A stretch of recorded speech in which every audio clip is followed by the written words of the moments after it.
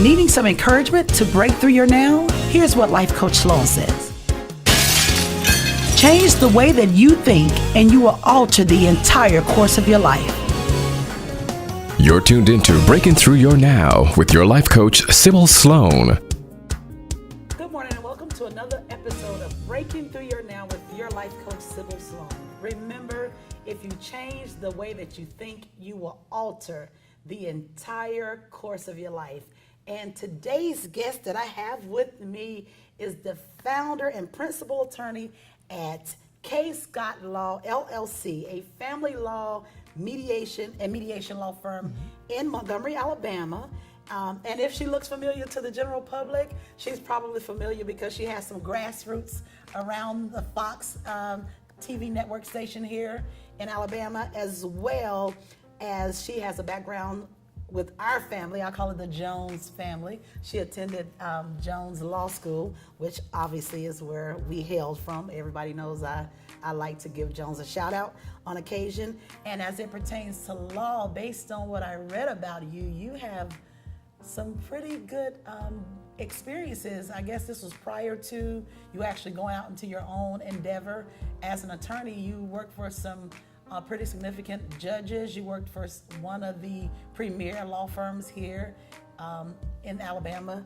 So I'm interested to know a little bit more. So everybody, please welcome Miss Kia Scott. No, thank you so much for having me. Oh, it's an honor. Thank you for coming. I feel like that you're just a person, not just for the audience, but for me. You're a person that I look at like, wow, her name resounds. And when people's name is present, when they're absent, that speaks volumes on who they are as a person. So if you could just share with our general audience a little bit about Kia Scott. Well, that's that. Give me that 1 minute elevator spiel real quick, right? Don't tell us everything, but just the good stuff. But it's hard to say what's the good stuff. My path to law was not one that was traditional. And so I did come from a television-based background. And really, all of the experience that I have in law was more so because when I got to law school, I thought I wanted to be an intellectual property attorney. And then I got to law school and thought, I don't know what in the world I was thinking. And so I really was trying to figure out what type of law I really wanted to practice. And believe it or not, one of the things that I always said was, I'm not practicing family law. It's much too much. These folks got, it's just every problem and kids are involved and, two folks can't get along, that kind of thing. And I shunned it. But it's really funny how, God will bring you back to the place where you're supposed to be. And that is primarily what I practice in addition to dispute resolution or mediation. And really the goal there is helping families to make their own decisions. A lot of people don't realize you don't have to handle a dispute in front of the court if you can work it out together, right? So instead of having a judge make a determination about you and your family, if two people can be cordial enough to sit down together with a mediator, work it out themselves, come up with that agreement themselves, and simply file it, the court is more than happy. To put that stamp on it. Dollars. Yeah. So it keeps down the docket. Families know what they need more than a third party would know what they need. And at the end of the day, it's all about cohesion. And so if for some reason two parties can't get along and they decide they're not going to be together, especially if there are children involved, you've got to find a way to learn to co-parent. Yes. And that's a great place to start. Wow, so you didn't have the intention of being a family attorney or family law, or practicing family law, because it was too hands-on and people have issues and they throw you in the middle of the issues and you start feeling like you're a babysitter or referee. So now that you ventured into that area, before you got to law school, was this something that you always wanted to do? How did you land in law school? Most people don't just end up in law school. There has to be like something along the journey. Either they had a major life crisis that forced them to feel like the only way that I can fix this for my future or my children's future is to become an attorney, or they knew when they were a child that they wanted to be an attorney. A little bit of both of all of that mixed in together, right? Okay. My mom passed away when I was about 10 years old, and there was a big custody suit that ensued after that, and my sister and I were right in the middle, and you're like, well, your mom is deceased, how does the custody suit thing work? That was back when grandparents had a greater amount of rights than they do today. Yes. And so it was really our maternal and our paternal families in court with one another. And so we were signed a GAL, that whole 9 yards. And even at the age of 10, my sister was 6 at the time, being just thrown in the middle of that. One, I knew that the way that the situation was being handled, I didn't think that it was the right way. Right? There were just so many other ways that my sister and I could have been taken care of, and you know, folks kind of forgot about us, and it became about everything, all the issues, yes. And then emotions get involved, you know, that whole spiel.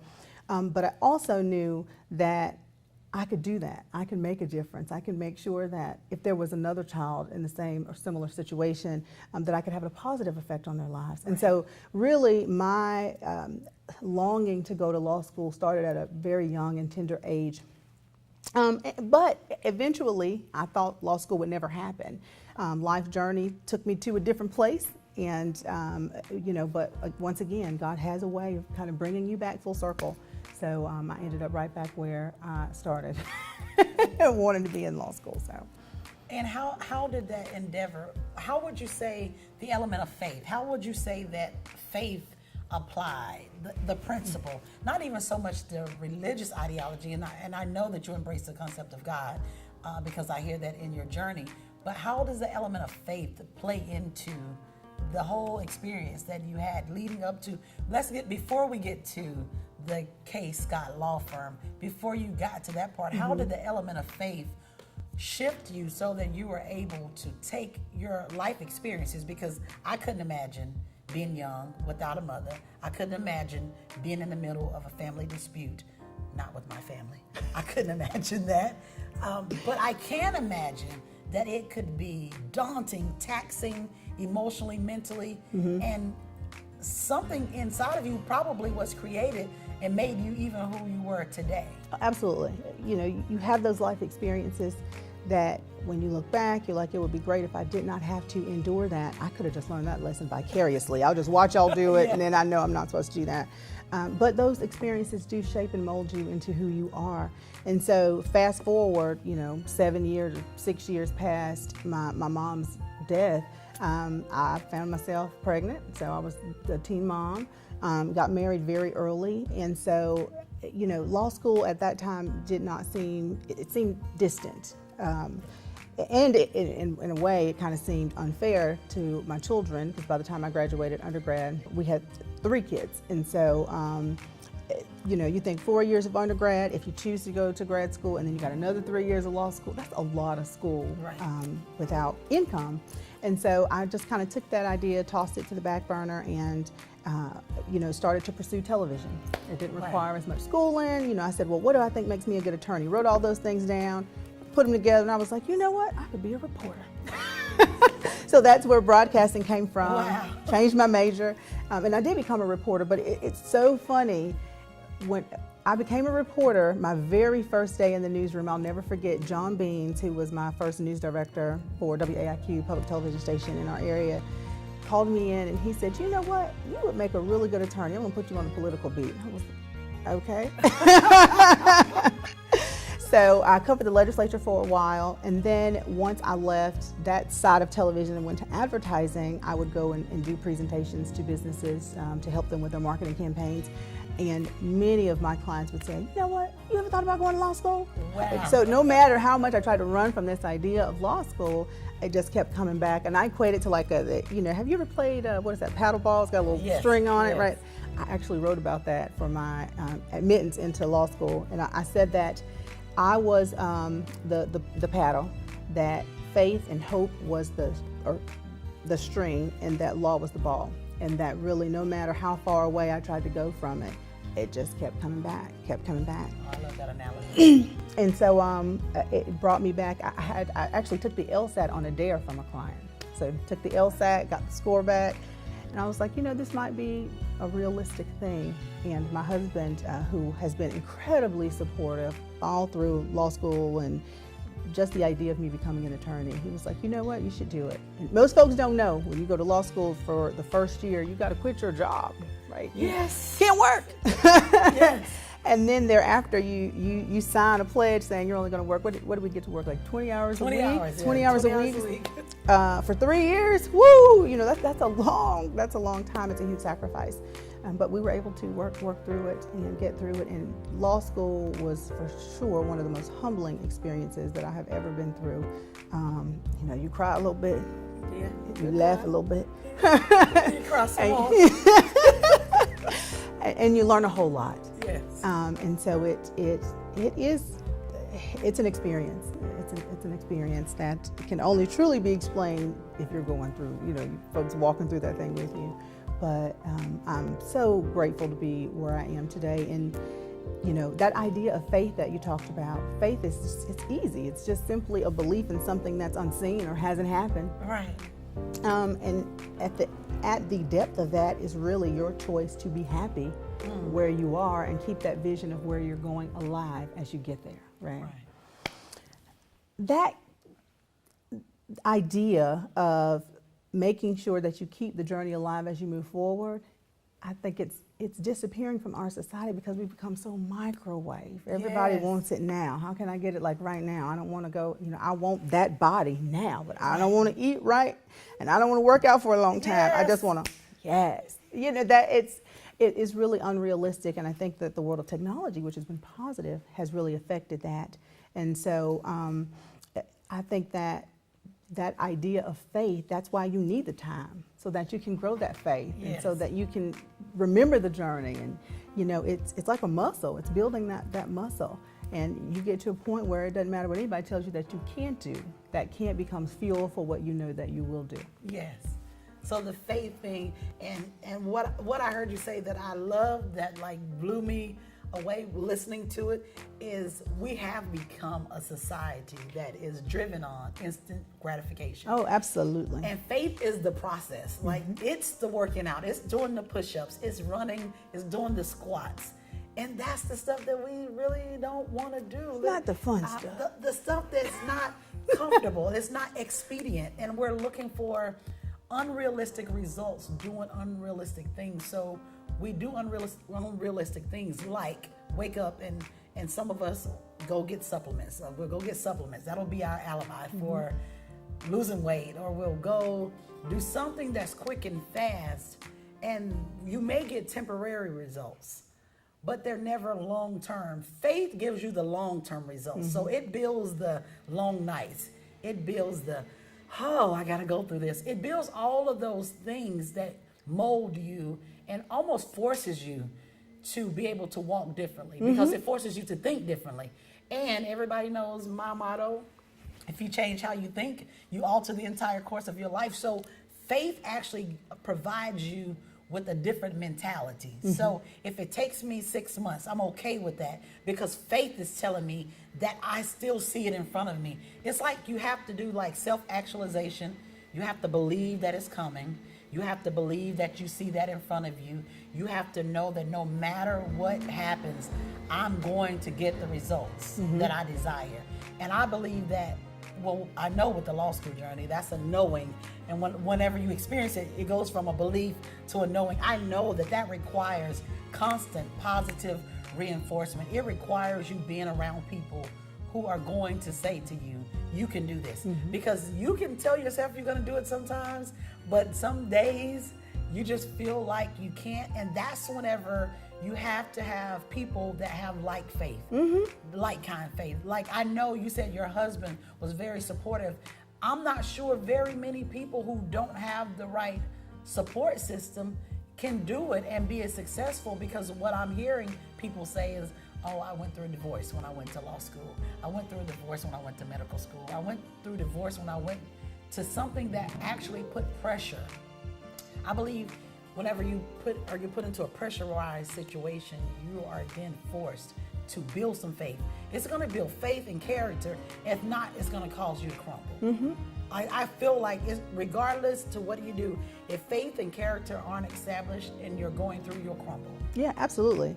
But even in that, I think that I'm one that has faith, that God always gives you what you need when you need it, right? Right. So it may not be exactly when you want it, but Right. He knows when you need it. And so even during those times where you feel like I'm all alone, you feel like you're the only one in the gym and there's no one around you to help motivate, right? Yes, I know that feeling. It'll always be that inkling of something. Maybe it'll be the right thing on the television, or you'll be hearing a motivational speech. But the tools because we're not an island, we're not singular, Right. In that we can achieve 100% of whatever you consider to be success all on our own accord, right? We've been put on the earth with other people because we need each other. We're supposed to Yes. build and help and uplift one another. But while you're going through whatever that circumstance is, even if it's not the support system that you have envisioned, the one that you're like, well, she did that because she had a husband and however else. That's what people say. Yeah, and all that is an excuse. Yes. Because I didn't have a husband, but I had a husband, but the person next to me that didn't have a husband had a mom, or we were talking earlier, had a study buddy, Right. or had built a very good relationship with a professor. That was my circumstance, and that is how one of many tools that God provided to me to help me get through the situation. But for every person, you're gonna have a different toolbox. Right. You don't need the same tools that I need because your path is not the same path that I have. And so even though we're walking through that part of life together, that part of life being law school, once we get to the end and disperse, each one of us is handling different types of law. Right. We're talking to different types of people. And for me, it likely isn't coincidental that family law stay very close to me. And I have, one of the things that we try to do at the firm is help people to separate their emotions from the reality. Oh, yeah. If you can take the emotion out of it and get down to what is the nitty gritty, Yes. it's crystal clear what's important, and you can make clear, conscious, God-guided decisions as to how your future is going to move forward. So you put together a plan. People say God blesses your footsteps. Well, if you ain't stepping, He ain't got nothing to bless. Absolutely. So you have the folks out there who won't get off the couch to go to the gym, right? Because they're like, well, I don't know what I'm supposed to do when I get there, and then when I go, what if I'm doing this wrong? What if I'm doing that wrong? Oh, forget all that. Forget all of the expectation of, well, I might not know how to put every piece of the puzzle together on the way. If you start stepping, take that first step, right? Yes. God will bless the rest. Yes. So, and if you're stepping and you're stepping kind of in the wrong direction, like I was trying to go to intellectual property, the Lord, hold up, what are you doing? Yeah. Right? He'll guide you back, but you still gave Him some steps to bless. So it's not going to be perfect, but at least you got up, you put forth the initiative, you had the faith to see where the inroad could lead to. Once you put all that together, that makes the full puzzle. So you got to take it a piece at a time and build that muscle. Get used to getting up early. The first time you want to get up at 4 o'clock in the morning to hit the gym, which I do sometimes, it ain't easy, but once you do it on a regular and consistent basis, it takes us 2 weeks, 2 simple weeks to build a habit. Yes. So if you can do it for that amount of time, it's like clockwork. Yes. But you got to do it the first time. And I think that's what people, and I'll say people because as a life coach, I deal with people who want results. And the first thing I tell them, throw away your emotions. Mm-hmm. I don't even care how you feel. Let's deal with what the issue is. Because if we get the issue resolved, your feelings will become secondary. Mm-hmm. But someone has to teach you to make your feelings become secondary, because society has taught us to put our feelings first. So however we feel, they tell us to go with how you feel. Don't let anybody change your feelings. And I'm telling people, well, you can't change people, places, and things anyway. So no one can change how you feel. However, if I get you to quit feeling, if I get you beyond your feelings, then I probably will get results from you, because now you're going to look at what's important, and how you feel is going to change. I tell people, I said, even if you read the Bible, it tells you that your heart is deceitful. It'll tell you one thing today and it'll tell you another thing tomorrow. And if you are going to feel different in 24 hours, then I submit to you as a client, then that's not a good feeling. So if that person that made you angry can make you smile tomorrow, mm-hmm. then the feelings aren't important. So let's deal with the other issue, because guess what? They'll probably make you frown again on the third day. Yeah. So that means you're going to go like that. But taking all of those things and putting it into place, we talked about the gym. We talked about consistency. Faith is an element that has to be practiced every day. Mm-hmm. So you have to, I believe in vision boards. I believe in writing, putting a vision board up. I believe in looking at that thing, self-actualization. I believe in confessing. I believe in speaking and over your life. What do you want to have? What do you want to happen? When do you want it to happen? What's your expected desired result? But then I say, what are you doing to get you to that place? Absolutely. Because if you're not moving towards that place, you're not growing and you're not going to evolve. And I tell people, if you're not moving, you're a swamp. Mm-hmm. And I always use the analogy, it's the ugly, nasty analogy of a swamp. No inlet, no outlet. Everything goes in and nothing's circulating. That's nasty. Stagnation is the same thing. We get stuck in a place in life called complacency, and we never move because no one's there nudging us. That's why the support systems are important. That's why, as you stated, the toolbox can be different. But I promise you, if you needed a hammer in your toolbox, God gives you the hammer in your toolbox. If you need a wrench, He gives you a wrench. If you need a screwdriver, He gives you a screwdriver. But we have to open the toolbox and be willing to say, okay, God, if you gave me a hammer, let's say it's two hammers that got the little thing on the end. You can tell. Pull the nails. Yeah, you're pulling I know nails. what you mean. Then you have the hammers that's flat on one side, I think, and then round on the other side. You have different types, and I don't even know if it's a hammer. So some man watching this or some woman who's into, I guess, hardware is probably gonna say, what is this lady talking about? But they have different types of hammers. And even though they have an ultimate purpose of pounding something, they can be used usually in multiple facets. I've seen people use a hammer as a wedge when they were trying to lift up something. They stuck the hammer in there as a wedge so that they could pry a piece of board up. And all I'm saying is we have to have the faith to believe that whatever tool God gave us, that we can use that tool on our journey to become who we are and who we desire to be. So if you were to tell that person, that man, that woman, that boy, that girl, that mother, that father, that's sitting out there watching, saying, well, wow, they seem like they have a perfect life, because that's what people do. They look at you on certain platforms and presume that your life, life had to be great or life had to be a certain way. What would you say to them to encourage them to go beyond where they are? Because your circumstances can be daunting. They can make you feel like God gave you the worst hand in the world that anybody can have. But what would you say to that person who's on a journey that's dark and it doesn't look hopeful? What bit of advice or encouragement would you give them to have them just give life one more chance? The biggest thing that I would say is this notion of stand up. Sometimes when we're right in the midst of something, in the middle of it, it just feels like this is the end.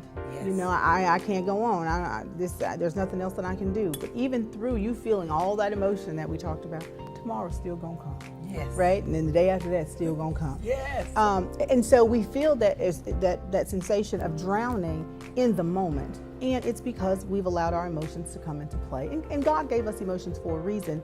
But it's funny, it's the idea of feeling as though you're drowning because no one ever taught you to swim. Yes. And so now you're in unfamiliar territory. Yes. It's water. My mom always told me, don't get in this water. Yes. Now I'm in this water, I don't know how to swim. And you begin to panic and you say to yourself, I'm gonna drown. This is the end, this is it. And someone tells you, honey, you're like 5'7", you're standing in 5 feet of water, so stand up. So this whole time, you've had this feeling of being overwhelmed and overcome by water, and you're dipping in and out and trying to catch your breath and breathe. And at the end of the day, no one told you that you could literally just stand up. It's shallow water. My it's goodness. not. You're not so overcome that you're realistically going to drown. And tomorrow is still going to come. I always say, instead of us letting our emotions get the best of us, that same energy, you're still going to have that energy, right?